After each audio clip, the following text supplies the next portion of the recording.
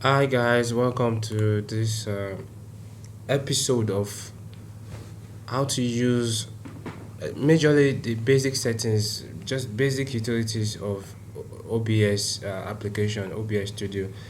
I use it to, in fact, I am using it right now as we speak to record this particular video. So that's why you're not seeing my face because I want to show you how to, how to implement that. Unfortunately, there's no way to record this video except I use that particular software. So some settings I've done ahead, and I'll try to bring up to speed how to do that as well. So this again is just some basic settings because there are a lot of things you can do with the OBS Studio. So I'm just going to limit it to excuse me, what I use.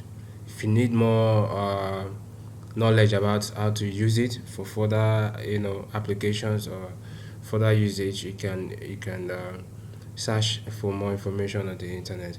However, bear in mind that there's no way one way to doing achieving a result on the internet, I mean on the computer system. There are several softwares out there that perform the same or similar function. So again, this is limited. It's just basic settings that you can quickly do, and do something like this that I'm also doing. Capture your screen and record everything on your system and put it out there for people to see, or even keep it for yourself, or do what you want to do with it. So first of all, we need to install it on your system. Certainly it has been installed on my own system, which is what I'm currently using to record this video. So if you need to download, of course you must download anyway. So you have to go to the website. I will put the link in the description down there for us to see, and just click on it. But then you have to go to this website. That's the official website.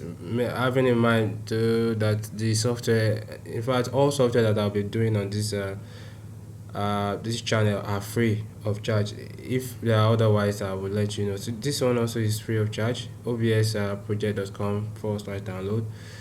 Automatically the site will detect your operating system and pick it for you. However, if otherwise, you may select the appropriate operating system you are using. So I'm using Windows. That's selected Windows for me. If you are using Apple, you can use this, and these are Linux for Linux. So you can come down to download the appropriate version for your system. I don't think OBS Studio works on Windows 7 as it is not listed. So you start from Windows 8 and above before you can install. So you download the appropriate installer for your system. This one should be 64-bit because it has highlighted automatically. I'm using a 64-bit machine. If you don't know again what is your system architecture, you can go to your computer, right click on this PC and check the properties of your system. You always see the system type here, which is the same thing as architecture. I'm using a 64-bit operating system, and so you can see it down over there. So you download the appropriate one for your system. I've downloaded, and then you need to install. This is the application right here, or the software rather. So you need to install on your system. Again, I have downloaded and installed, so there's no need to go through this process again. All you have to do is just yes, yes, yes, yes. By the way, during installation, if it asks that it needs to download some required components, you go ahead and allow it to download. They are necessary for the application to run. So again, it is free. There's no charge. All you have to do is just master the use of it. But of course, you can donate to them if you want. So I by this time I would you may need to pause this video to install. Then after that, you can come back to it so that you can go ahead and start using it. Yeah. So by this time, I suppose your system is now working with OBS. That means you have installed the application on your system. So majorly where you need to focus your attention, because as you can see the software, there's a lot of things you can do with it, but majorly where I would like you to focus on is the sources of the things you'll be using. By default, you will not see anything right here that I'm pointing.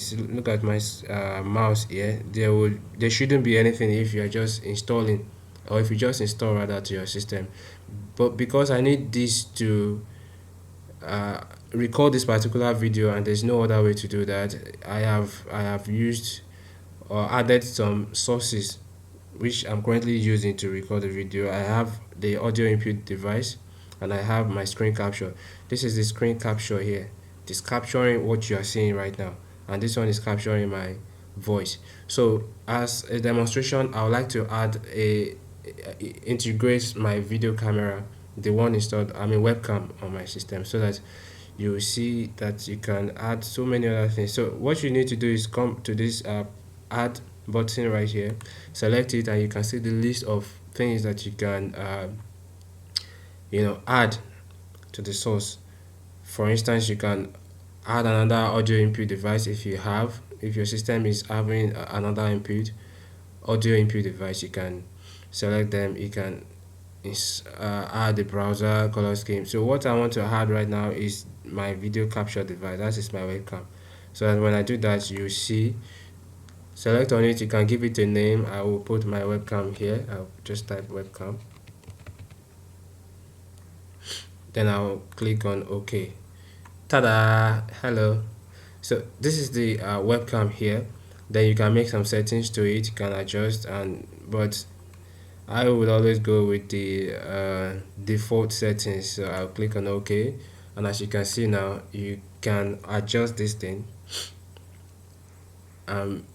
It will record the same way. It's just an integration, and you can squeeze, you can reduce the size, which is what I would normally use for the system. You can move it around, and later I will show ourselves how to make adjustments to it. So this one now has been added to this.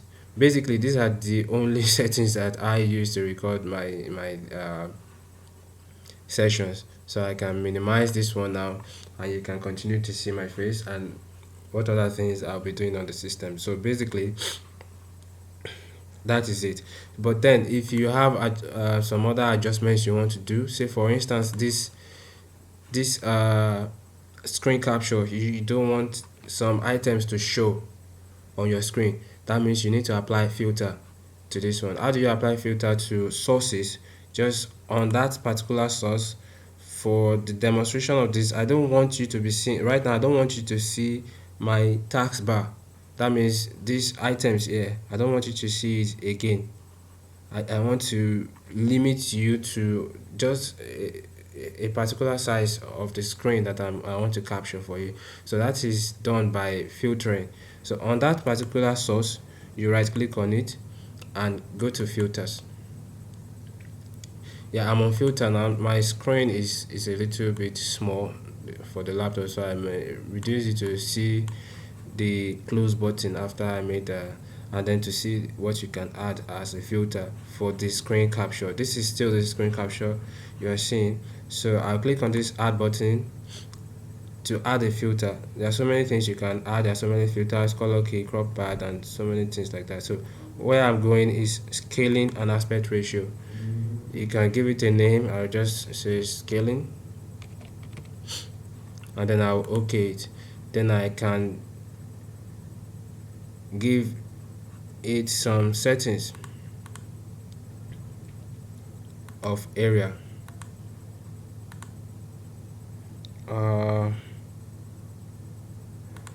Excuse me, I don't think it's scaling. Let's remove this.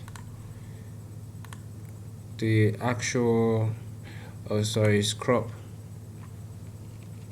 It is crop. What I want to do is crop.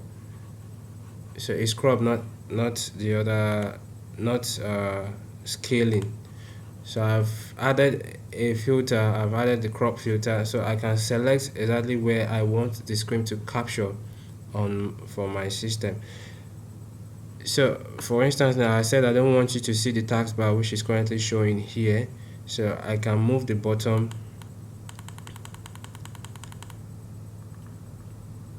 just like that. I have increased the bottom. You can also do the same for left if you don't want. Say for instance, let's add 50 is like a margin. That's the left. The right, let's say 100. You see the effect of these things after we're through. Let me put the button to be 40. Then when I click on close, this should take effect now. I believe by now you should not be seeing my taskbar, which is what I'm currently highlighting right now. So that is how to add a filter. That's how to add a filter. So when you're done with all your settings, right here, because I'm currently recording with this, you see stop recording. Ordinarily you see start, but if I click on this stop, that means I've ended this session, which I don't want to do that right now. So basically guys, that is the quick settings that I can provide you with on this demonstration. For this demonstration rather, obviously there are so many things you can do with this thing, so many other settings. You can go live with it, you can do so many things with it, but that will be left for you to to do. I don't go extend more than what you are seeing right now.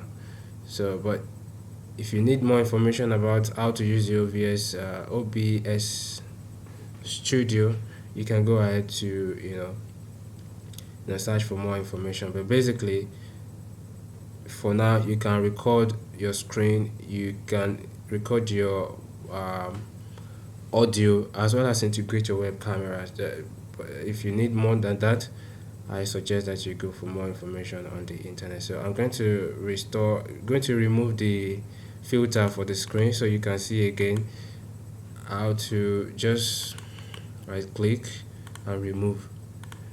I believe by now you should be seeing my taskbar when I click close. There you go guys, that is how to use this software.